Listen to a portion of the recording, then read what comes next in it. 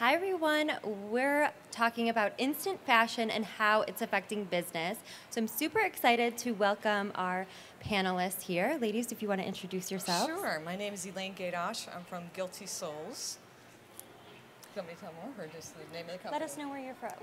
Okay, Guilty Souls is based out of Pittsburgh, Pennsylvania. And obviously on this panel with the fast fashion, we specialize in women's shoes.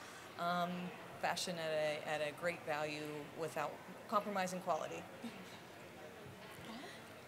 Hello, my name is Connie Chi.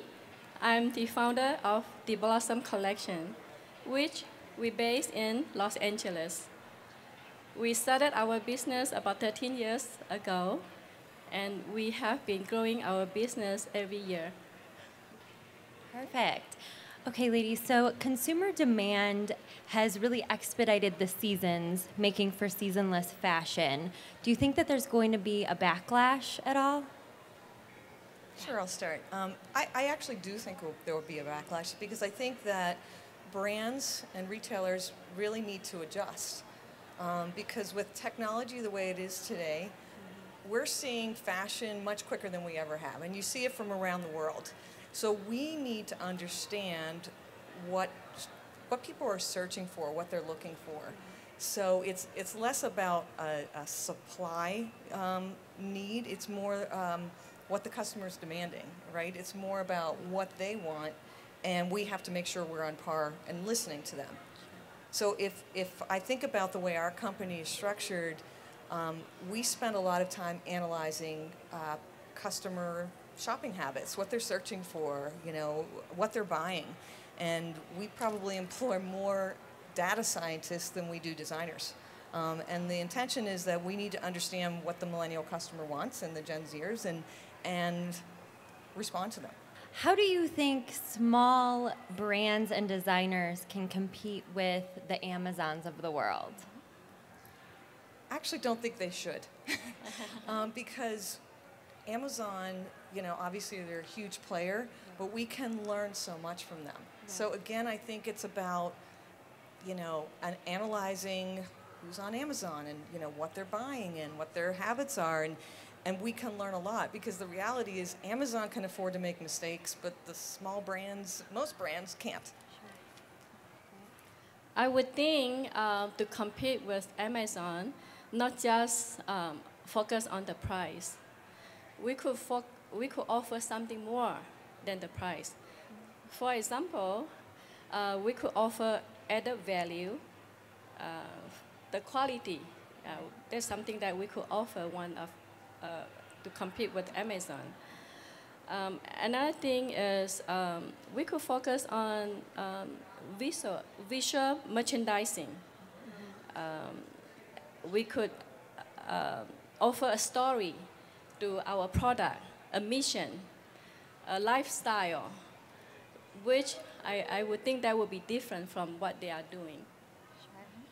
So would you ladies say that social media has had an impact on, helping these smaller brands with competing with those larger brands and that sort of thing? Yes, definitely. I mean, social media is really the key, and you can see the way technology has advanced. I mean, think about it. Blockbuster couldn't keep up with a Netflix, right? Taxis can't keep up with Uber. It's hitting every industry. Mm-hmm. So we need to be able to keep up and adjust. So we can't think the old way that we used to, where we produce, a number of fashion styles and hope that they sell. We have to hear what the customer is telling us. That's what's going to connect with the millennial customer. So social media is the obvious, big part of that.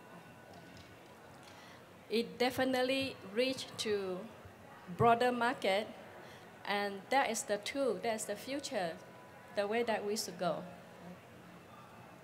We hear so much of this see now, buy now mentality, right? Do you think that it's a gimmick or a game changer for the industry?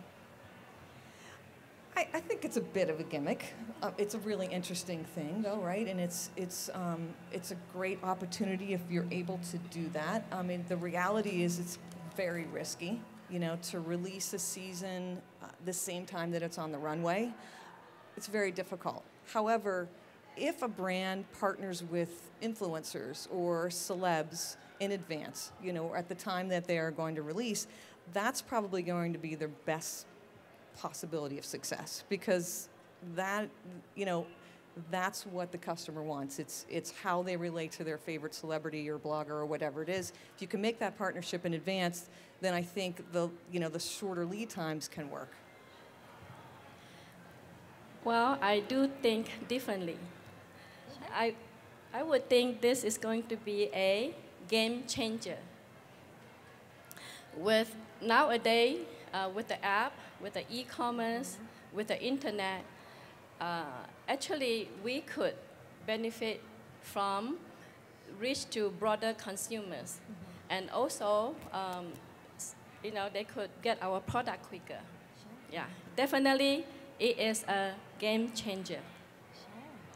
Great. So millennials and Gen Zers are really prioritizing authenticity over most everything else. And with a lot of fast fashion and this instant fashion, we see a lot of things coming right from the runway, right? Kind of pulling certain trends and that sort of thing, which can kind of compromise some of that authenticity in a way. So in your opinion, what's the future of these chain retailers? Not to be redundant, but I think, again, they have to adjust. And I think it's about, again, there's a social factor to it, and just understanding what the customer wants. As long as the retailer can think that way and truly respond to what the customer's telling them, be able to read their analytics that way, then I think, you know, there's a long, healthy life for the retailers. But if they can't embrace that part of it, then they're not actually, they're not responding to the customer. So they're not going to have the product that the customer wants in their stores. What would you ladies say is the biggest challenge with the rise of instant fashion? I mean, definitely speed to fashion, speed to market, right? You know, it can't be any longer where it's factory to exporter to importer to retailer to consumer. It has to be factory to consumer. So we have to streamline that process, and I think that's probably the biggest difference, really, just getting the product on the floor at the right time before it peaks, right? So that you're not chasing, you're not constantly chasing the trend. Yeah, that is, in the future will be a very sad, which will be directly from even manufacturer, directly to consumer. That will be no longer middleman. One day, yeah, in the future. There is a book, the book I recall, the name is called Zero Marginal Society. That book was written many, many years ago. However, it already foresee the future. In the future, there will be no middleman. Yeah. So then on the flip side, what would you say are the biggest accomplishments that have been for retail businesses because of instant fashion? I would say that they have to spend less time on designing, to be honest, because there has to be more pressure put on the brands that they're working with. And there has to be more collaboration. The retailers that are going to be the most successful are the ones that really have a partnership with their manufacturer, with their brands that they're dealing with. And they're collaborating on the information. They're sharing their analytics. And together they can come up with the right assortment. Unique design will play a very important role from this instant fashion. To tell a story, to tell a lifestyle, it will make a difference. Delivery is probably one of the biggest areas affected by instant fashion, right? Because we all need everything now.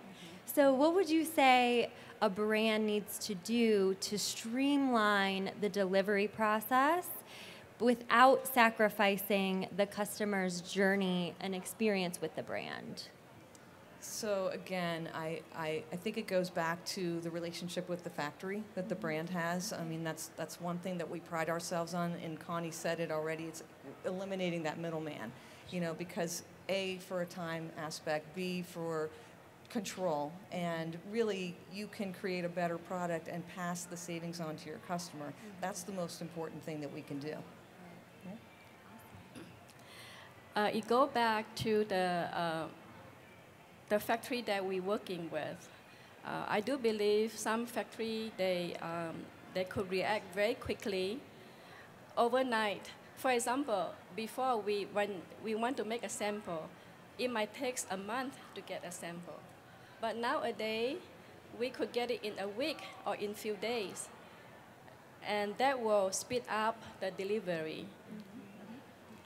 And that's the way that we should go. Awesome. So really having that great relationship with your manufacturers, it sounds like, is the key element here, right? Exactly. And probably having a presence in the factory as well, you know, because you have to have that communication that's, you know, easy.